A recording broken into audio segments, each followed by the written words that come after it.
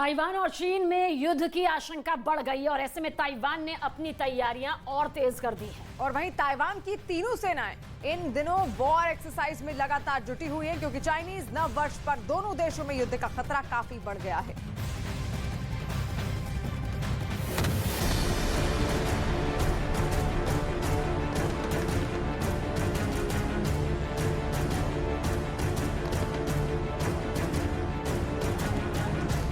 जमीन पर अभ्यास, समंदर में एक्सरसाइज, आसमान में एक्शन। चीन को करारा जवाब देने के लिए ताइवान की सेना तैयार है। इसके लिए एक बार फिर ताइवान की फौज युद्ध अभ्यास में जुटी है। काहोशियोंग इलाके में बम, बारूद और बंदूक की धमक लगातार सुनाई दे रही है। वॉर एक्सरसाइज में शामिल ताइवान के जवानों ने एंटी टैंक रॉकेट से वार किया तो टारगेट पल भर में तबाह हो गया। इसके बाद हथियारबंद सैनिकों ने गोलियों की बौछार करते हुए अपनी ताकत दिखाई।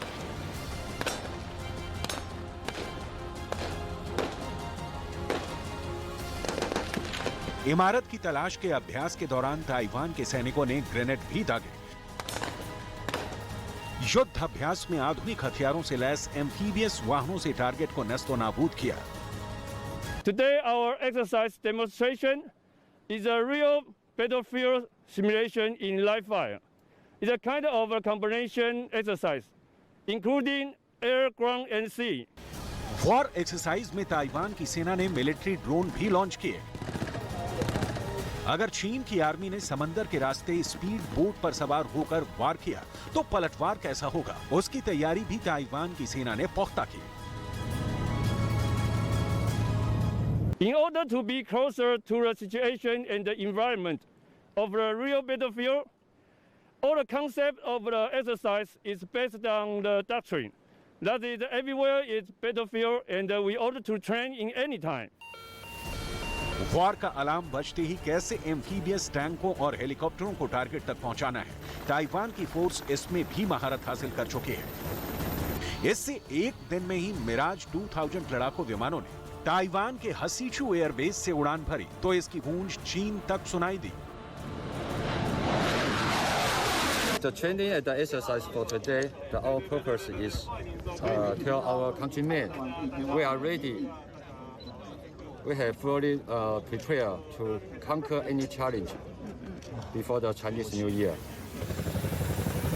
इसके साथ ही काहोशियोंग आर्मी बेस पर CH-47 चिनूक हेलीकॉप्टरों ने भी अपनी ताकत दिखाई। लाल टोपी वाले ये कथित घुसपैठिए जैसे ही नजर आए, ताइवान की एंटी एयरक्राफ्ट मिसाइलें उन पर टूट पड़ी। इस दौरान आसमान में AH-64 अपाचे हेलीकॉप्टर भी उड़ते दिखे और फिर इस तरह से ताइवान के जवानों ने इन कथित घुसपैठियों को ढेर कर दिया।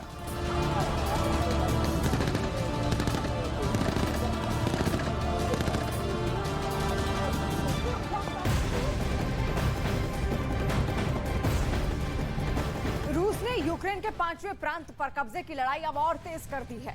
बखमुत प्रांत के सोलेदार शहर पर कब्जे का दावा करने के बाद रूस की फौज आगे बढ़ रही है। और इस बीच अमेरिकी सैटेलाइट्स कंपनी मैक्सेट टेक्नोलॉजीज के ने सोलेदार शहर की कुछ सैटेलाइट से तस्वीरें भी यहां पर जारी की, जो देखकर ये पता चलता है कि हंसते खेलते इस शहर को किस तरह से रूस ने कंक्रीट का कब्रिस्तान बना दिया है। यहाँ के खेत ना खेती के लायक बचे हैं, ना नमक खनन के इलाकों से अब नमक निकालने की कोई उम्मीद बची नहीं है। ये रिपोर्ट आती है।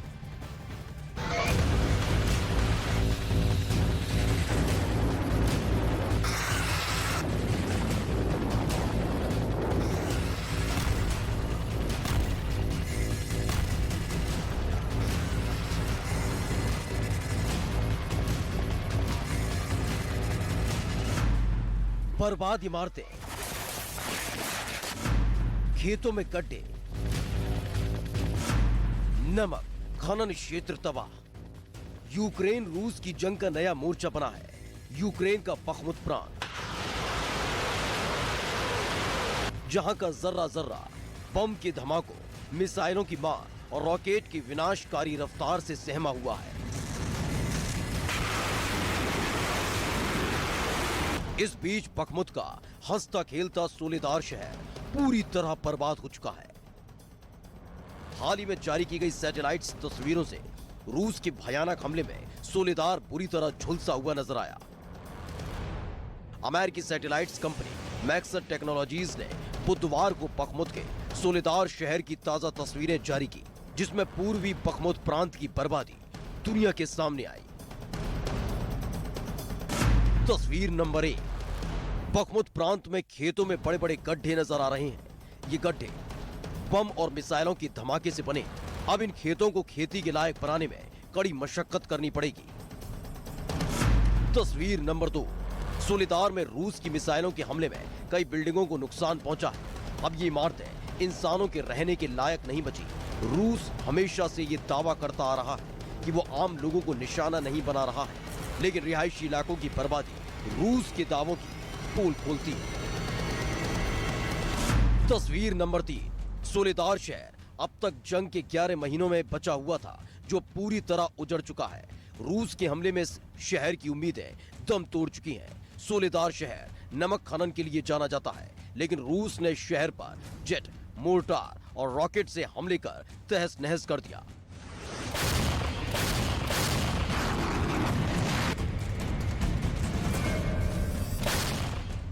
सोलेदार शहर पर रूस के वैगनर ग्रुप के विनाशकारी हमले के बाद रूस ने शहर पर कब्जे का दावा किया है, जबकि ज़ेलेंस्की का दावा है कि बखमुत में उनके जवान डटकर रूस की फौज पर पलटवार कर रहे हैं। सोलेदार के साथ साथ अगर बखमुत प्रांत पर रूस का कब्जा हो जाता है तो ये यूक्रेन के लिए बहुत बड़ा झटका होगा। ये यूक्रेन का 5वां प्रांत होगा जिस पर रूस कब्जा करने के करीब पहुंच चुका है।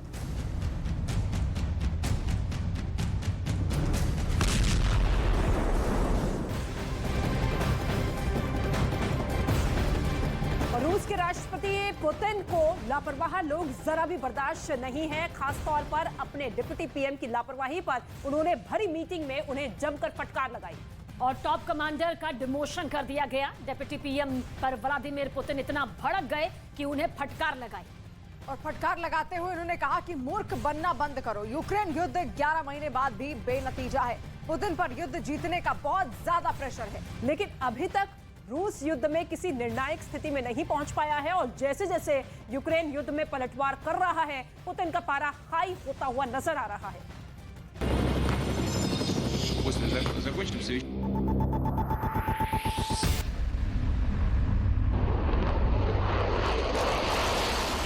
यूक्रेन में 11 महीने तक खिंची जंग से गुस्से में है रूस के राष्ट्रपति व्लादिमीर पुतिन।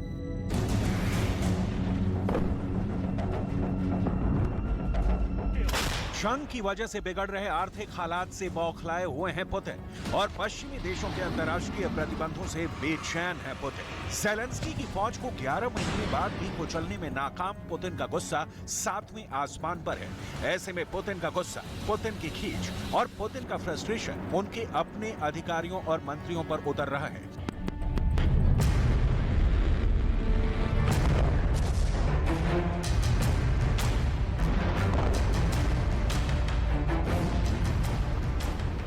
ऐसे एक वीडियो कॉन्फ्रेंस मीटिंग में पुतिन ने सार्वजनिक रूप से डिप्टी पीएम डेनिस मंटुरोव को जमकर लताड़ लगाई और खूब खरी खोटी सुनाई।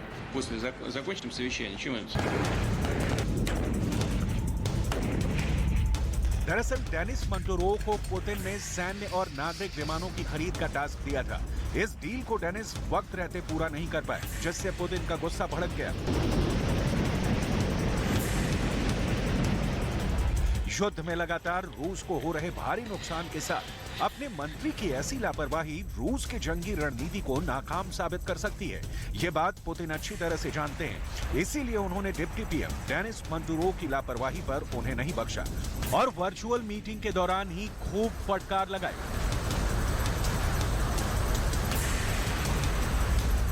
पुतिन ने अपने डिप्टी पीएम को क्या कहा, ये आपको सुनाएंगे, लेकिन उससे पहले डिप्टी पीएम डेनिस मंटुरोव की वो दलीलें सुन लीजिए जो वो पुतिन के सामने मीटिंग में रख रहे थे।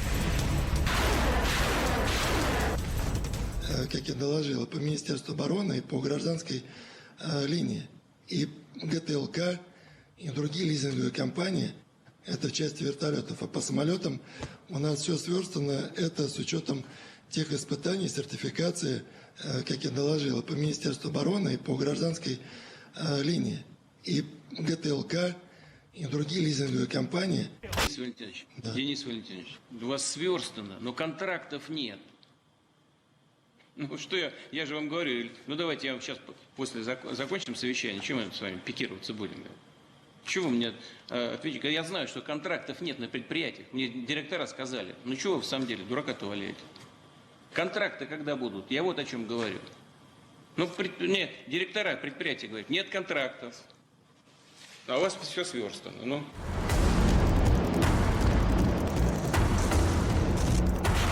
डिप्टी सीएम पर पुतिन का गुस्सा इस वजह से भी था क्योंकि जंग के बीच नए साल की छुट्टी मनाने वो तुर्की गए थे, जबकि तुर्की एक नाटो देश है जो यूक्रेन को लगातार आर्म सप्लाई कर रहा है। ऐसे में पुतिन ने जंग के दौरान डिप्टी सीएम का तुर्की दौरा बेहद गैर जिम्मेदाराना मानते हुए उन्हें फटकार लगाई। डिप्टी पीएम को फटकार लगाने का काम पुतिन बंद कमरे में भी कर सकते थे, लेकिन सार्वजनिक रूप से उन्होंने ऐसा इसलिए किया ताकि दूसरे मंत्रियों और अधिकारियों को सबक मिले और वो मुस्तैद होकर अपनी जिम्मेदारी निभाएं।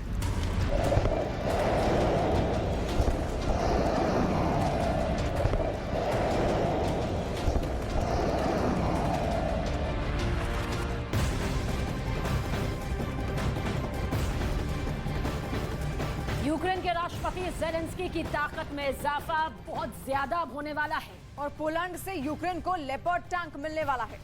इसके साथ ही जानकारी यह है कि पहली खेप में यूक्रेन को 14 लेपर्ड टैंक मिलेंगे। पोलैंड के ऑफर के बाद ज़ेलेंस्की ने पोलैंड की सरकार को धन्यवाद दिया है।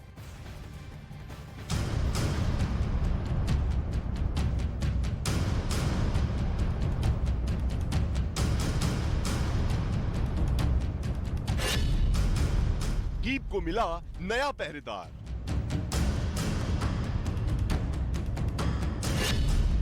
ज़ेलेंस्की के हाथ नई किलर मशीन। युद्ध में पलटने वाली है बाजी।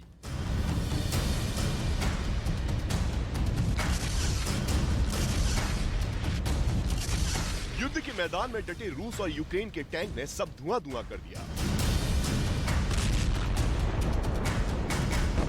यूक्रेन के टी सीरीज टैंक ने जंग के मैदान में रूस की सेना पर कहर ढा दिया।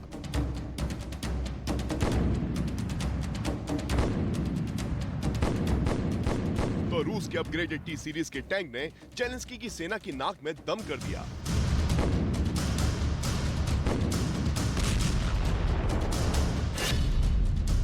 यूक्रेन युद्ध शुरू होने से पहले दावा सामने आया था कि रूस के पास 12,240 टैंकों का जखीरा है, जबकि इसके मुकाबले यूक्रेन के पास सिर्फ 2,596 टैंक ही हैं।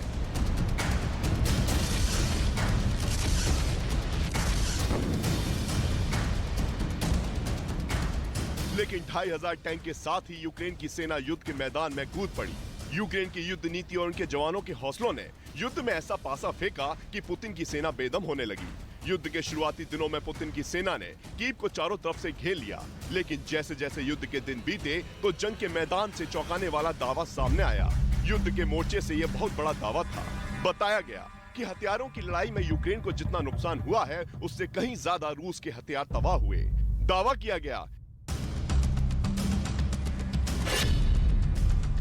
किया गया कि जंग में यूक्रेन के 2600 हथियार तबाह हुए, जबकि इससे कहीं ज्यादा करीब 8500 हथियार रूस के युद्ध में बर्बाद हो गए।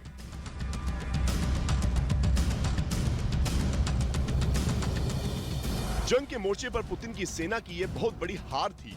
इसके पीछे वजह सामने आई कि यूक्रेन युद्ध के मैदान में अकेला नहीं था। अमेरिका और नेटो देश की ताकत की बदौलत यूक्रेन की सेना ने पूरे युद्ध की तस्वीर बदल दी। अब पोलैंड ने युद्ध में यूक्रेन को नई मदद भेजने का फैसला किया है। पोलैंड यूक्रेन में लेपर्ड टैंक की पूरी कंपनी भेजने वाला है। इस कंपनी में लेपर्ड के 14 टैंक यूक्रेन पहुंचेंगे। लेपर्ड टैंक की दुनिया के बेहतरीन टैंकों में गिनती होती है। पोलैंड से मिले सुरक्षा कवच से ज़ेलेंस्की का जोश एक बार फिर हाई हो गया है। उन्होंने युद्ध के मोड़ पर डटे यूक्रेन की सेना की तरफ से पोलैंड का धन्यवाद दिया है। Україні танків. Я дякую за це. Дякую президенту Дуді, уряду Польщі, усім нашим польським друзям. Литва передає нашій державі зенітні системи, ту зброю, якої ми потребуємо для захисту від іранських дронів, для захисту нашої енергетики. Дякую Гітаносу за цей черговий прояв незмінної принципової підтримки України, яка почала ще до 24 лютого і триватиме до нашої перемоги.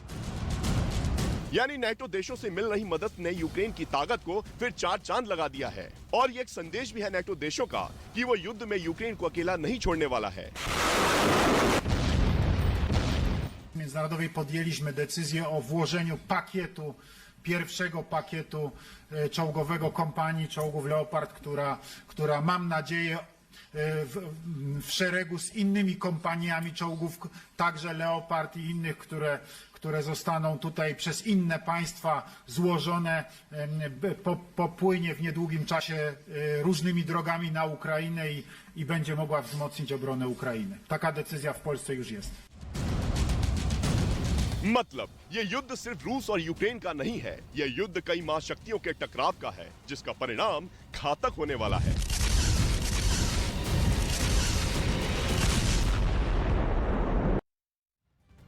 नेटो देशों से मिल रही मदद से यूक्रेनी सेना की ताकत में जबरदस्त इजाफा हो रहा है। और अब आपको बताते हैं कि यूक्रेन को मिलने वाले लेपर्ड टैंक की ताकत आखिर क्या है। लेपर्ड टैंक की गिनती दुनिया के सबसे खतरनाक टैंकों में होती है। जर्मनी ने पहले लेपर्ड 1 टैंक बनाया, जिसे बाद में अपग्रेड करके लेपर्ड टैंक 2 बना दिया गया। और वहीं लेपर्ड 2 टैंक बनाने के लिए जर्मनी ने अमेरिका की मदद ली। लेपर्ड 2 टैंक को जर्मनी की थल सेना के लिए 1970 में बनाया गया था। लेपर्ड 2 टैंक जर्मनी की सेना में साल 1989 में शामिल हुआ था।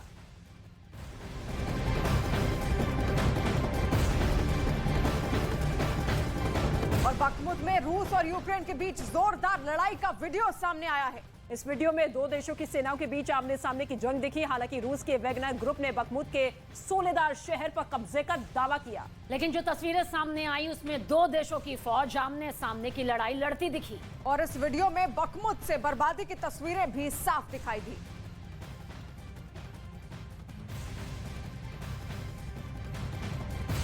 जम्मू कश्मीर के बर्फीले तूफान का कहर देखने को मिला है। बर्फीले तूफान की चपेट में आने से एक की मौत हो गई, तो वहीं 2 लोग इस दौरान लापता भी बताए जा रहे हैं। ये बर्फीला तूफान गांदरबल जिले के बालटाल में आया था।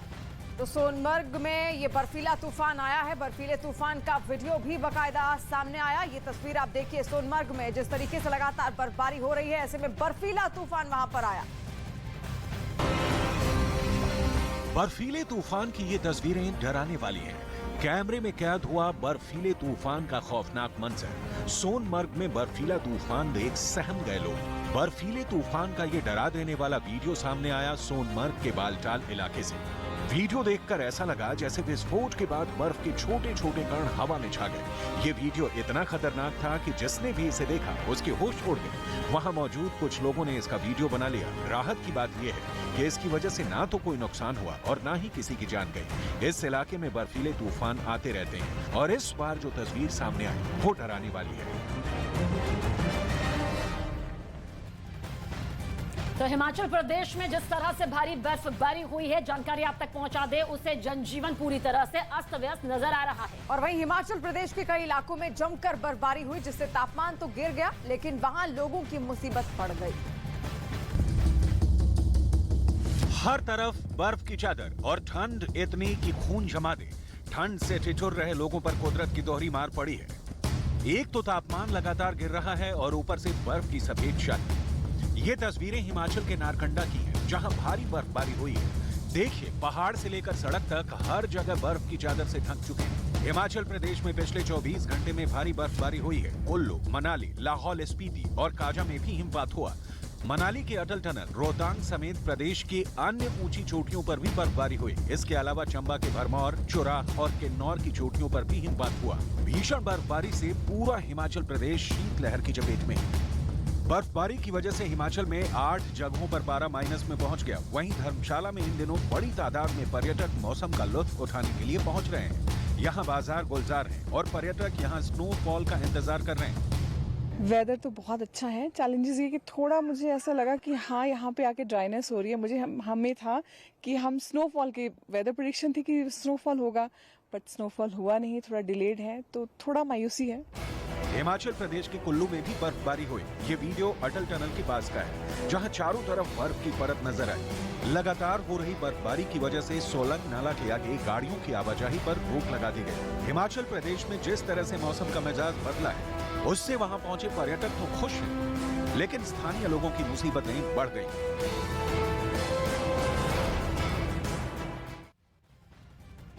और उत्तराखंड की घाटियां भी इन दिनों बर्फ से गुलजार हैं।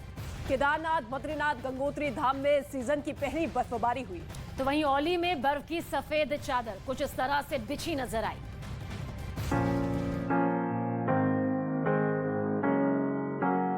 बर्फ से गुलजार हुई उत्तराखंड की घाटियां। केदारनाथ, बद्रीधाम में सीजन की पहली बर्फबारी। औली में बिछी बर्फ की सफेद चादर।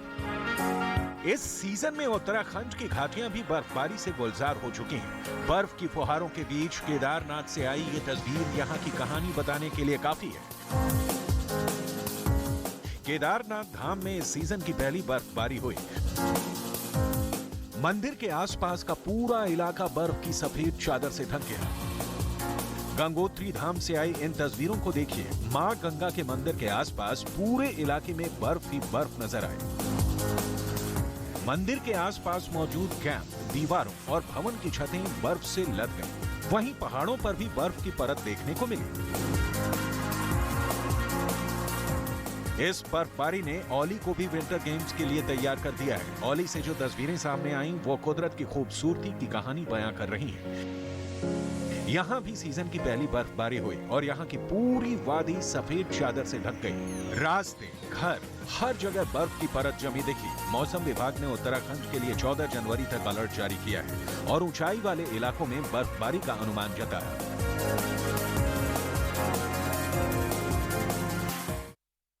और कश्मीर के कई इलाकों में मौसम का मिजाज बिगड़ा हुआ है। ऊंचाई वाले इलाकों में जमकर बर्फबारी हो रही है और इस बर्फबारी की वजह से चारों तरफ देखिए किस तरह से बर्फ की सफेद मोटी परत जम चुकी है। और कई रास्ते इसकी वजह से बंद भी हो गए हैं, जिससे सैलानियों के साथ साथ स्थानीय लोगों को भी दिक्कतों का सामना करना पड़ रहा है। कश्मीर के कई इलाकों में जमकर हुई बर्फबारी। हर तरफ बिछी बर्फ की सफेद चादर। बर्फ से बंद हुए रास्ते, लोगों की बड़ी मुसीबत। बर्फबारी के बाद की तस्वीरें सामने आई उत्तरी कश्मीर के गुरेज इलाके से। यह इलाका बॉर्डर के पास यानी लाइन ऑफ कंट्रोल के बेहद करीब है। यहाँ इतनी बर्फ गिरी कि हर तरफ 2 फीट मोटी परत जम गई। यहाँ सभी मकान और पेड़ बर्फ से ढके नजर आए। बर्फबारी की वजह से ये इलाका 2 से 3 महीने तक देश और दुनिया से कटा रहता है। इस इलाके में जहाँ तक कैमरे की नजर गई, सिर्फ बर्फ ही बर्फ नजर आई। कई रास्ते बंद हो गए, जिससे लोगों को आवाजाही में भी खासी दिक्कतों का सामना करना पड़ा। गुरेज में चारों तरफ बर्फ का ही साम्राज्य नजर आया। कारगिल से आए इस वीडियो पर गौर फरमाइए। जहां इतनी बर्फ गिरी कि पूरा रास्ता भी फिसलन भरा हो गया और इस रास्ते पर खड़ी कार बेकाबू हो गई। ये गाड़ी अपने आप फिसलकर नीचे की तरफ जाती दिखाई दी। जिस तरह से ये गाड़ी इस रास्ते पर फिसली, जहां की स्थिति का अंदाजा लगाया जा सकता है। अगर हालात ऐसे ही रहे तो इस रास्ते पर कभी भी बड़ा हादसा हो सकता है। सोनमर्ग में बर्फबारी की वजह से तापमान में गिरावट दर्ज की गई। यहाँ भी हर तरफ बर्फ ही बर्फ नजर आई। गाड़ियां, मकान, सड़क सब बर्फ से ढके नजर आए। अब इस पेड़ को ही देख लीजिए, इसकी डालियां भी बर्फ से लदी हुई हैं। कश्मीर में जिस तरह से मौसम का मिजाज बदला है, उसका असर मैदानी इलाकों में भी देखने को मिल रहा है। वहां बर्फबारी से तापमान में गिरावट दर्ज की गई, तो मैदानी इलाकों में शीतलहर ने लोगों की मुसीबत बढ़ा दी।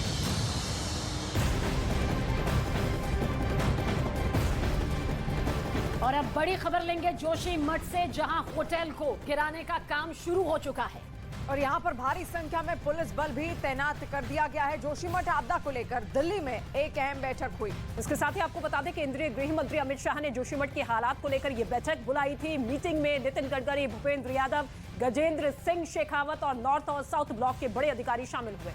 मंत्रियों और अधिकारियों के बीच जोशीमठ आपदा को लेकर मंत्रणा भी हुई, चर्चा भी हुई, किस तरह से इससे निपटा जा सकता है, उसकी तैयारियों को लेकर ये बैठक बेहद खास रही। तो राज्य सरकार के साथ साथ केंद्र सरकार भी लगातार जोशीमठ में जिस तरीके से जो आपदा आई है, भू धसाव की जो प्रक्रिया लगातार वहां पर चल रही है, उसको लेकर पूरी नजर अपनी बनाई हुई है। और प्रियंका इस वक्त जोशीमठ में मौजूद है। प्रियंका, क्या कुछ ताजा तस्वीरें वहां से?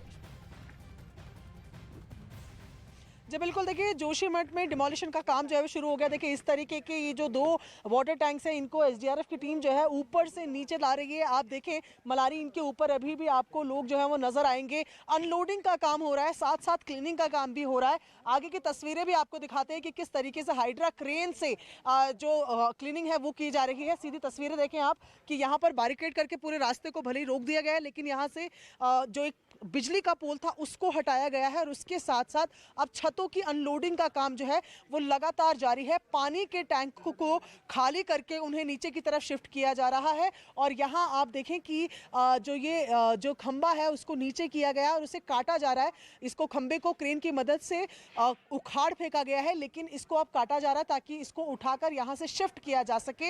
ये तस्वीरें आप देख रहे हैं। इसके साथ साथ ही एसडीआरएफ, एनडीआरएफ की मौजूदगी भी आपको यहाँ पर नजर आ रही है।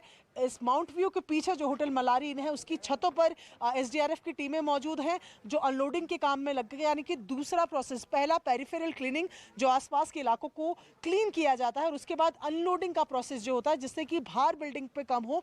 जब इसको डिसमेंटल किए जाए और जब इसको डिमोलिश किया जाए तो ये भार कम हो, तो ये कोशिशें की जा रही है। तो अभी इसके पीछे वाला होटल मलारी, इनसे वाटर टैंक्स निकाले जा रहे हैं। जैसे कि मैंने आपको वाटर टैंक्स की तस्वीरें दिखाई कि इनको उखाड़ के उनके वहां से निकालकर इन जगहों पर लेकर आया जा रहा है। एसडीआरएफ की टीमें मौजूद हैं और यही प्रोसेस जो है इसके साथ वाले होटल माउंट व्यू में भी की जाएगी। साफ तौर पर सीबीआरआई की तरफ से कहा गया है कि इन दोनों होटल का डिमोलिशन साथ साथ ही करना होगा क्योंकि दोनों एक दूसरे पर झुकी हुई हैं। ये तस्वीरें हम कई बार दिखा चुके हैं और यही कारण है कि इन दोनों बिल्डिंगों को सबसे पहले चिन्हित किया गया है डिमोलिश करने के लिए, डिसमेंटल करने के लिए। देखिए वाटर का एक और टैंक जो है नीचे आ गया, पानी की टंकी एक और नीचे आ गई है और अब इसे जो रस्सियां हैं उससे हटाया जा रहा है और ये एसडीआरएफ के लोग, उनके साथ कई लेबर्स मौजूद हैं, वो तमाम लोग जो हैं अब इस टैंक को भी यहाँ से हटाएंगे। यानी कि बड़ा होटल था, 5-6 फ्लोर का ये पूरा होटल, जिसके लिए जितनी कैपेसिटी उसके हिसाब से उतने वाटर टैंक्स वहाँ रहे होंगे। उन पानी की टंकियों को खाली किया जा रहा है। अनलोडिंग की जो प्रोसेस है फिलहाल चल रही है। आप देखें कि लोग जो है वो उठाकर इसको लेकर आ रहे हैं, वहां से दूर किया जा रहा है ताकि जब तोड़ना शुरू किया जाए, हालांकि बताया जा रहा है कि बिल्कुल मैनुअल डिमोलिशन होगा, यानी कि हथौड़े चने के प्रयोग से तोड़ा जाएगा, लेकिन उसके लिए भी कोई लोडिंग ना रहे, कोई लोड इस प्रॉपर्टी के ऊपर ना रहे क्योंकि भार ही एक कारण है कि पीछे की तरफ जो बिल्डिंग, ये वाली होटल माउंट व्यू जो है पीछे की तरफ खिसक गई है, जो होटल मलारी इन है वो अपनी दाई तरफ खिसक गया है। तो ये तस्वीरें लगातार आपको दिखा रहे हैं जहां पर डिमोलिशन की प्रोसेस में अब अनलोडिंग का काम, यानी कि भार कम करने का काम किया जा रहा है। लगातार एक के बाद एक ये पानी की टंकियां लेकर आए जा रहे हैं ताकि डिमोलिशन की असली प्रोसेस को छत से जो तोड़ना शुरू किया जाएगा इन दोनों होटल को। ठीक है प्रियंका, शुक्रिया इस तमाम जानकारी के लिए आपका।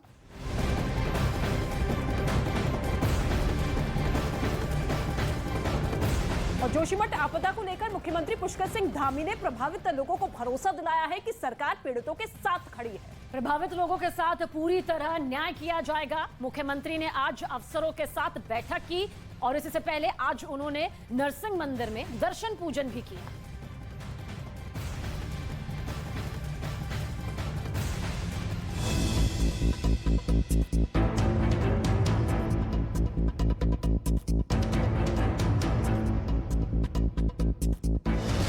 मुख्यमंत्री फुल एक्शन में है। प्रधानमंत्री की पूरी नजर मदद में जुटा है पूरा सिस्टम। दरारों से जंग का पुख्ता प्लान तैयार है। दरारों की दहशत से हर जिंदगी को बचाना है।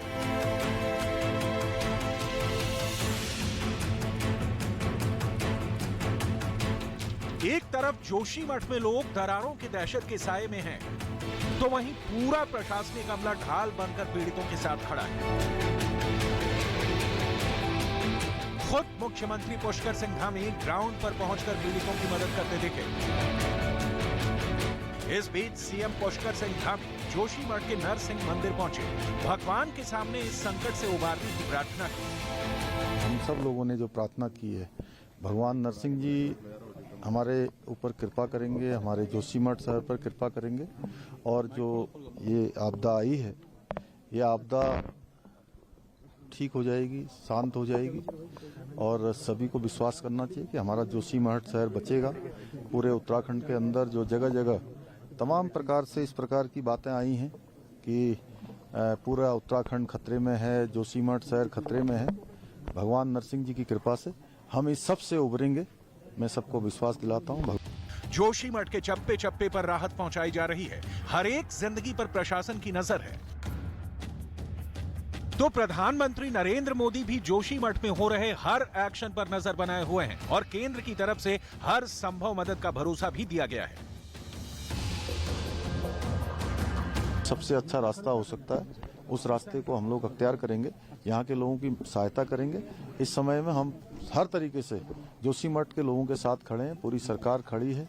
माननीय प्रधानमंत्री मोदी जी का भी हम सबको पूरा हर तरीके से सहयोग का उन्होंने भरोसा दिया है। जोशीमठ में आए इस संकट के बाद से ही सरकार फुल एक्शन में है। लोगों को सुरक्षित जगहों पर ले जाने की कवायदें की जाने लगी हैं। राहत शिविरों को बनाकर उसमें लोगों को शिफ्ट किया जाने लगा है और जर्जर मकानों को चिन्हित करके उन्हें फौरन खाली कराने की कोशिशें भी तेज कर दी गई। टीमें यहाँ पर लगी हुई हैं, वो अपना आकलन कर रही हैं। एनडीएमए की टीम भी यहाँ पर काम कर रही है। अनेकों जो हमारे वैज्ञानिक हैं वह भी काम कर रहे हैं। उसके आधार पर जल्दी सबका आकलन करके जल्दी यहाँ के लोगों को।